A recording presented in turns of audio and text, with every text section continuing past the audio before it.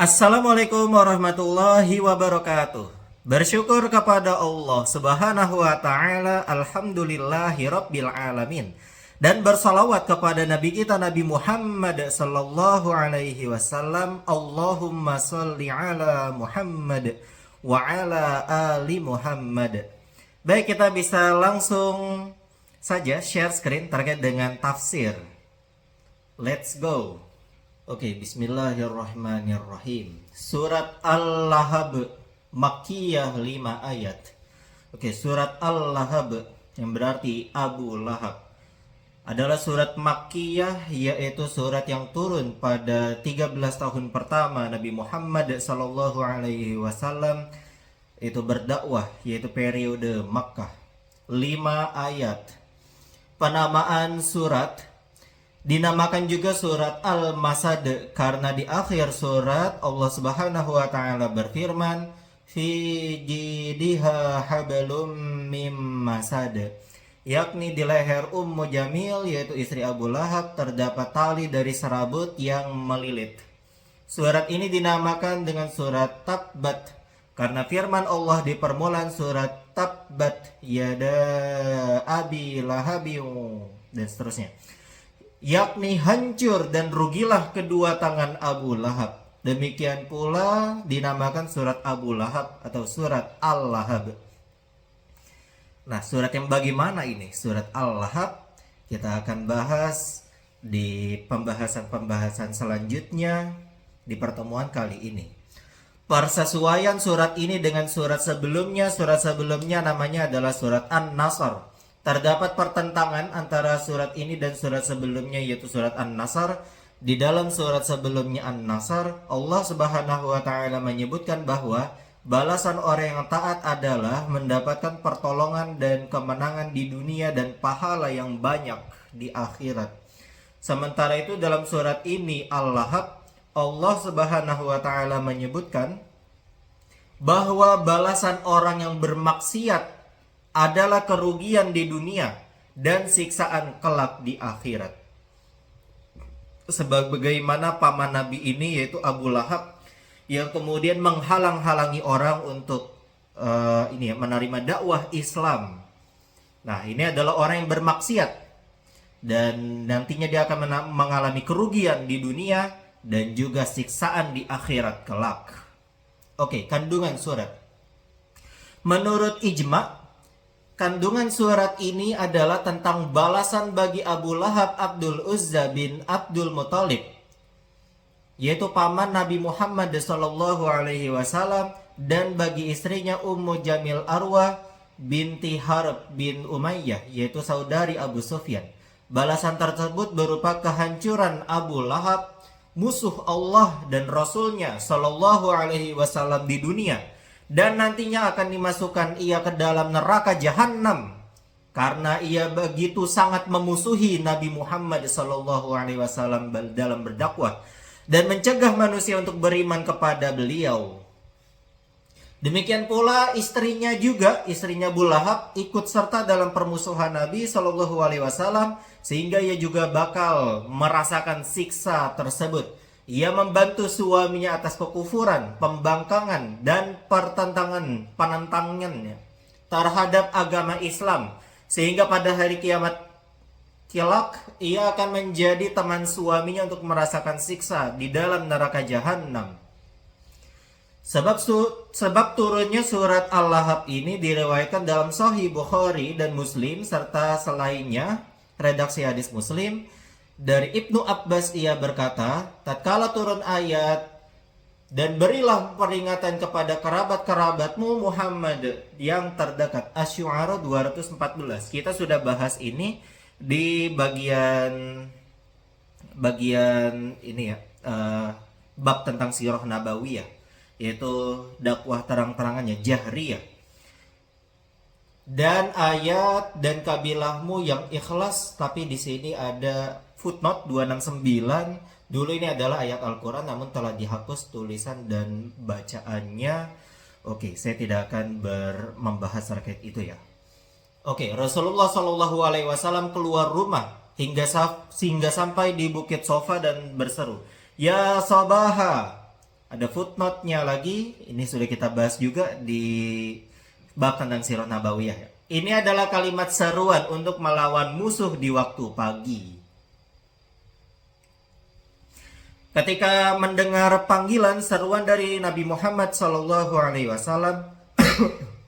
lantas orang-orang berkata, siapa orang yang menyeru ini? Orang-orang lain menjawab, Muhammad. Lantas mereka berkumpul kepada beliau, beliau pun berseru, wahai Bani Fulan, wahai Bani Fulan, wahai Bani Fulan, wahai Bani Abdul Manaf, wahai Bani Abdul Muthalib. Lantas mereka pun berkumpul kepada beliau, beliau bersabda, yang artinya, apakah jika aku beritahu kalian bahwa seekor kuda keluar dari bawah gunung ini kalian akan membenarkanku? Mereka orang-orang yang di bawah bukit menjawab, kami tidak pernah melihatmu berdusta. Lalu Nabi Muhammad SAW bersabda, aku memperingatkan kalian akan turun siksa yang pedih. Maka ketika itu pula Abu Lahab berkata, celakalah kamu, apakah kamu mengumpulkan kami hanya untuk ini? Kemudian dia berlari, lantas turunlah surat ini. Sungguh dia Abu Lahab telah celaka. Tabbat yada abi lahabi wa tab. Atau kalau di sini ada tambahan waqat tab. Oke, A'mash, Abdullah dan Ubay membaca tabbat yada abi lahabi waqat tab hingga akhir surat. Sementara itu Hafaz, nah ini yang kita nih, Hafaz, membacanya tabbat yada abi lahabi wa tab. Kata yang pertama adalah doa jelek atas Abu Lahab dan yang kedua merupakan berita tentangnya. Diriwayatkan dari Tariq al-Muharibi, ia berkata, ketika aku berada di pasar Zil Majaz, aku berada bersama seorang pemuda, ia berkata, itu Nabi Muhammad ya, wahai manusia, katakanlah la ilaha illallah, maka kalian akan bahagia. Tiba-tiba ada seorang lelaki melemparinya hingga betis dan tumit belakangnya berdarah. Orang tersebut berkata, wahai manusia, sesungguhnya pemuda ini pendusta, jangan kalian percaya dia.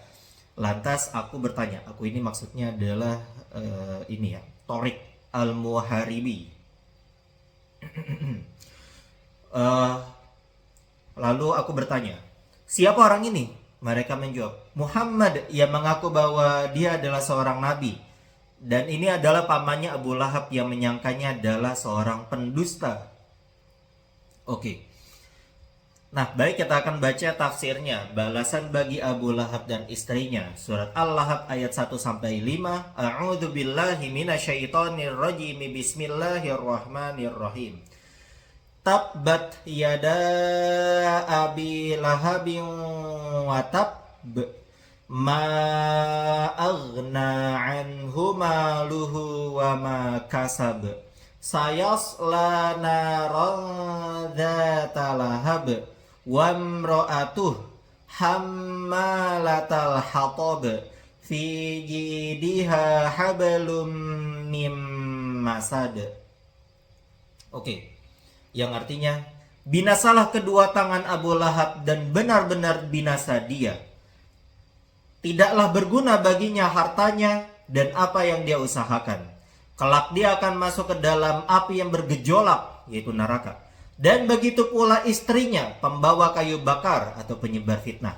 Di lehernya ada tali dari sabut yang dipintal.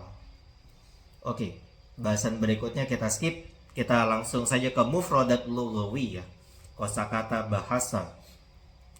Tabbat yada abi lahabin, yakni hancur dan rugilah Abu Lahab. Allah Subhanahu wa taala berfirman, dan tipu daya Firaun itu tidak lain hanyalah membawa kerugian, dalam surat Al-Mu'min ayat 37. Kalimat ini merupakan doa buruk atas Abu Lahab. Abu Lahab adalah salah satu paman Nabi Shallallahu Alaihi Wasallam yang bernama Abdul Uzza bin Abdul Muthalib. Kunyah alias nama panggilan adalah Abu Utaibah. Diberi kunyah juga dengan Abu Lahab karena mukanya yang merah.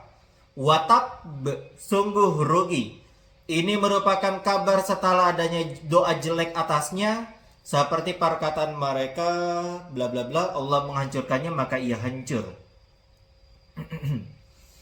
Oke, pengungkapan kalimat tersebut merupakan bentuk kata maldi atau lampau bertujuan untuk menegaskan akan terwujudnya hal itu. Sudah diprediksi dan prediksinya 100% benar karena Allah Subhanahu wa taala yang berfirman ini gitu ya. Oke, wama kasab dan pekerjaannya atau hasil dan untung dari hartanya ma'agna tidak berfaedah, tidak bermanfaat. Oke, saya selanaran, ia akan mendapati panasnya dan merasakan siksanya. Zatalahab, kobaran api adalah sesuatu yang terang saat ia menyala, sedangkan zatulahab maksudnya berkobar dan menyala. Ini sesuai dengan kunyah Abu Lahab, nama panggilan Abu Lahab, yang berarti wajahnya memancarkan sinar merah. Wamro'atuhu, dan istrinya termasuk dari para tokoh perempuan Quraisy. Kunyahnya, nama panggilannya adalah Ummu Jamil atau namanya adalah Arwa binti Harb bin Umayyah, saudari Abu Sufyan. Hammalatal Hatab, yakni ia Ummu Jamil itu benar-benar membawa kayu bakar tersebut. Ia membawa tumpukan kayu berduri dan menebarkannya di waktu malam di jalan gangnya gitu ya, gangnya Nabi Muhammad SAW. Tapi bisa juga tafsirannya adalah ia membawa kayu bakar neraka jahanam karena ia banyak membawa dosa sebab memusuhi Rasulullah SAW. Dan beliau dan istrinya Abu Lahab ini juga mengajak suaminya yaitu Abu Lahab untuk mencelakai Nabi Muhammad Sallallahu Alaihi Wasallam.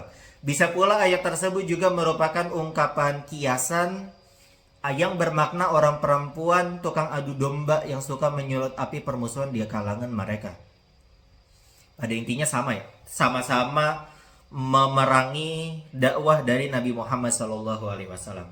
Fi jidiha, di lehernya, hablum mim masad, ada tali serabut membelit. Ini merupakan deskripsi sosok Ummu Jamil, merupakan tukang kayu yang membawa seikat kayu yang diikatkan ke lehernya. Deskripsi ini bertujuan untuk menghinakan dirinya atau menjelaskan keadaannya kelak nanti di neraka jahanam, tempat kelak ia memikul seikat kayu bakar neraka jahanam seperti zakum dan dori, dan di lehernya terdapat rantai dari api. Begitulah nantinya di akhirat gitu ya. Oke, tafsir dan penjelasan. Tabbat yada Abi Lahabin wa tabb, binasalah kedua tangan Abu Lahab dan benar-benar binasa dia. Kedua tangannya akan hancur dan rugi. Kalimat ini merupakan majaz untuk mengungkapkan keseluruhannya, yaitu ia hancur dan merugi. Ini merupakan doa jelek atasnya agar hancur dan merugi. Kemudian Allah Subhanahu wa taala berfirman, wa tabb, yakni sungguh kehancurannya telah terjadi. Ini merupakan kabar dari Allah Subhanahu wa taala tentang Abu Lahab. Sungguh ia telah merugi di dunia dan di akhirat. Abu Lahab adalah paman Nabi Shallallahu alaihi wasallam yang bernama Abdul Uzza bin Abdul Muthalib. Dia telah banyak mengganggu, membenci dan menghina Rasulullah Shallallahu alaihi wasallam dan agama beliau, yaitu agama Islam. Kemudian Allah Subhanahu wa taala memberitahu keadaan Abu Lahab di masa lalu. Dia berfirman, "Ma aghna anhu maluhu wa ma kasab." Tidaklah berguna baginya hartanya dan apa yang dia usahakan. Pada hari kiamat, harta, jabatan, dan anak tidak akan mampu menolongnya. Semua itu tidak akan membebaskannya dari kehancuran dan siksa Allah karena ia sangat memusuhi Rasulullah Sallallahu Alaihi Wasallam dan menghalangi manusia untuk beriman kepada beliau. Ia biasa berjalan menguntit gitu ya di belakang Nabi Muhammad Sallallahu Alaihi Wasallam. Dan kemudian kalau Nabi Muhammad SAW berbicara sesuatu, pastilah ia akan mendustakannya. Bohong gitu ya, bohong nih orang, berdusta ini orang. Kata pamannya Nabi, yaitu Abu Lahab ini. Ahmad meriwayatkan dari Rabi'ah bin Abbad dari Bani Da'il, sebelumnya ia adalah seorang musyrik jahiliyah lantas masuk agama Islam. Oh, maksudnya Rabi'ah ini maksudnya.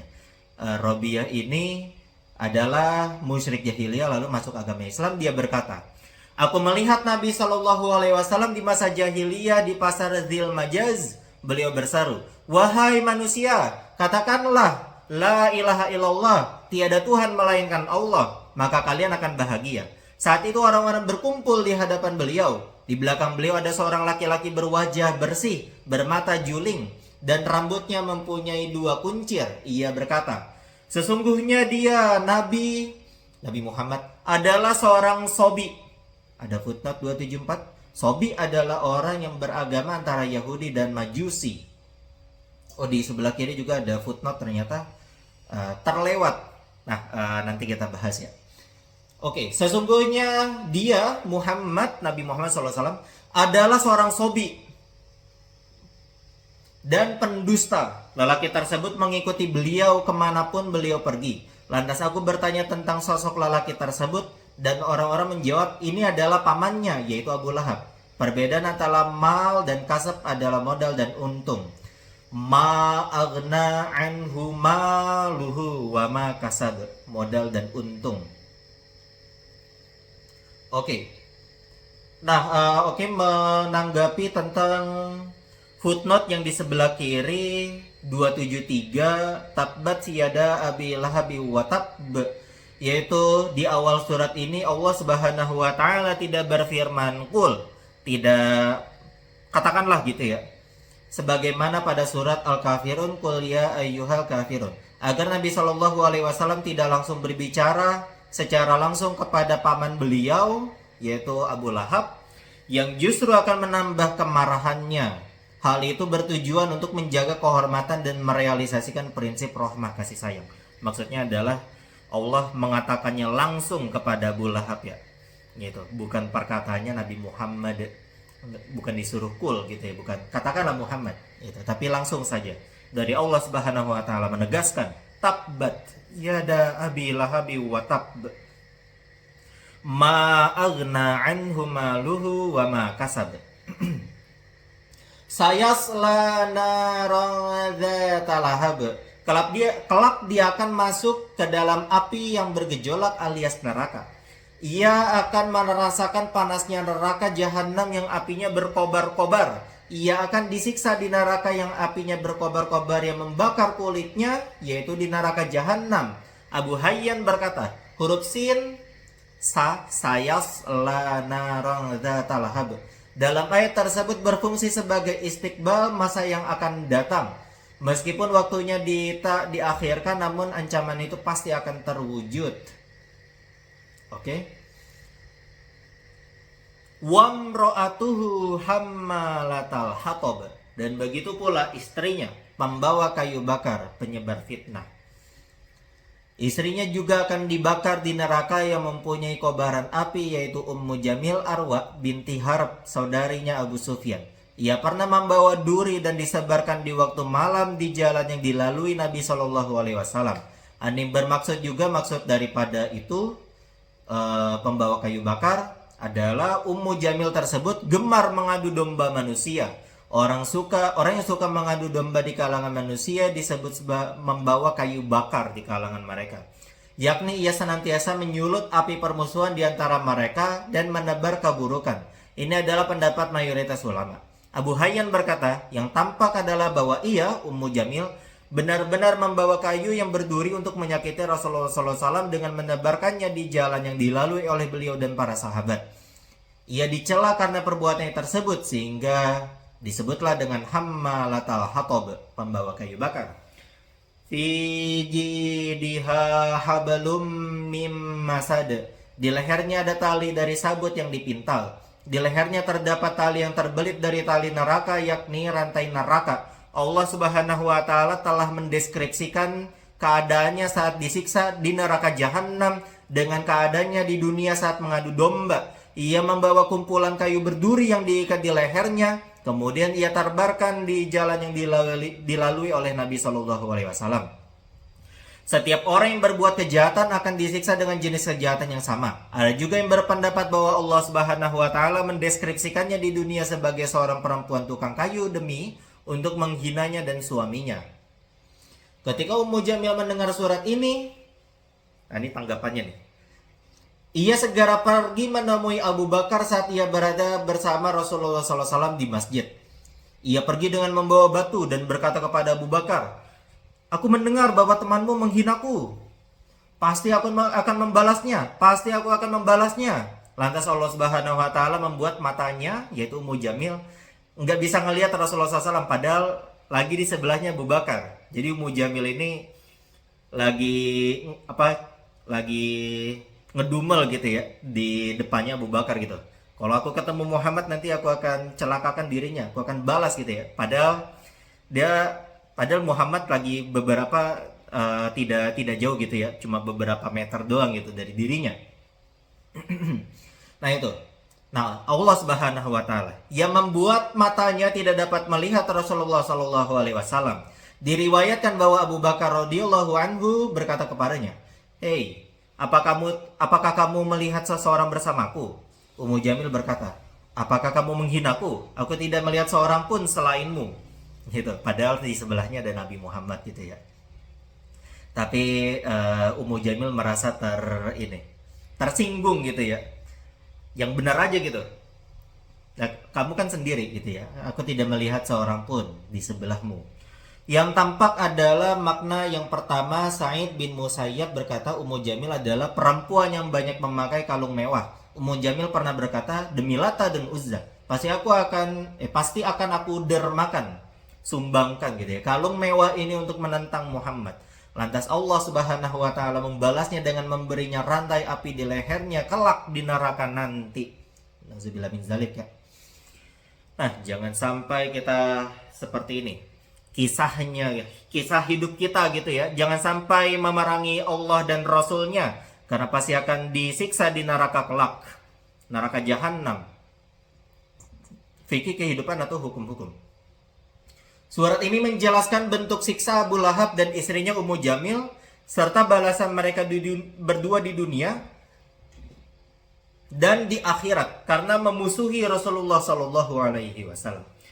Ayat-ayat tentang Abu Lahab mengandung berita-berita gaib dari tiga aspek. Yang pertama, berita tentangnya yang akan merugi dan itu benar-benar terjadi. Kedua, berita tentangnya yang tidak dapat menggunakan uang dan anaknya untuk menolongnya. Dan itu akan terjadi, pasti terjadi. Yang ketiga, berita tentangnya bahwa ia adalah termasuk penduduk neraka. Dan itu memang demikian karena ia mati dalam keadaan kafir. Tidaklah mengapa Abu Lahab dibebani untuk beriman. Meskipun Allah Subhanahu wa taala telah mengetahui bahwa dia nggak bakal beriman juga sih. Gitu. Allah Subhanahu wa taala juga memberitahu bahwa ia tidak akan beriman dan termasuk penghuni neraka. Al-Amidi berkata, semua ulama bersepakat bahwa boleh membebankan sesuatu yang Allah telah ketahui, bahwa hal itu tidak akan terjadi menurut akal namun bisa terjadi menurut syariat. Seperti taklif membebankan iman bagi orang yang telah diketahui oleh Allah Subhanahu wa taala bahwa ia tidak akan beriman seperti Abu Jahal. Pendapat ini diperkuat oleh Ar-Razi dalam tafsirnya. Nah itu, maksudnya adalah bahwa ya, ini adalah contoh gitu ya. Contoh untuk kehidupan kita sekarang, yaitu jangan sampai kita menjadi Abu Lahab berikutnya ataupun Ummu Jamil berikutnya ataupun Abu Jahal berikutnya gitu ya di zaman ini. Nah, berpegang teguhlah kepada nilai-nilai Islam. Nah, itu dia. Kesimpulannya adalah Abu Lahab dibebani untuk membenarkan ajaran Rasulullah SAW saja, bukan dibebani untuk membenarkan dan tidak membenarkan, sehingga berkumpul dua hal yang kontradiktif. Nah, itu. Jadi bahwa ajaran Rasulullah SAW memang ya Abu Lahab ini udah pasti kafir gitu ya, sampai mati pun dia bakal kafir dan nantinya bakal masuk neraka karena memang itulah syariatnya memang kayak gitu. Ajaran Nabi Muhammad SAW memang sudah akan memastikan bahwa Abu Lahab ini pasti bakal kayak gini terus gitu ya. Nah itu tidak akan pernah beriman gitu. Kalau kepada sahabat-sahabat kita, teman-teman kita yang mungkin sudah beriman ataupun yang belum beriman kepada Allah dan Rasulnya, maka ya kita tetap berpositif thinking gitu ya, tetap berteman dan kemudian juga tetap berdakwah gitu, memberikan teladan terbaik untuk seluruh orang, seluruh manusia, bahwa Islam adalah contoh terbaik. Oke, sebagaimana kita mencontohkan kehidupannya Nabi Shallallahu Alaihi Wasallam, gitu, pasti kita akan menjadi pelita, menjadi cahaya di tengah-tengah umat. Nah begitu. Maksudnya adalah jangan jadi Abu Lahab berikutnya gitu ya, jangan jadi Abu Lahab, Abu Jahal, Ummu Jamil di zaman sekarang.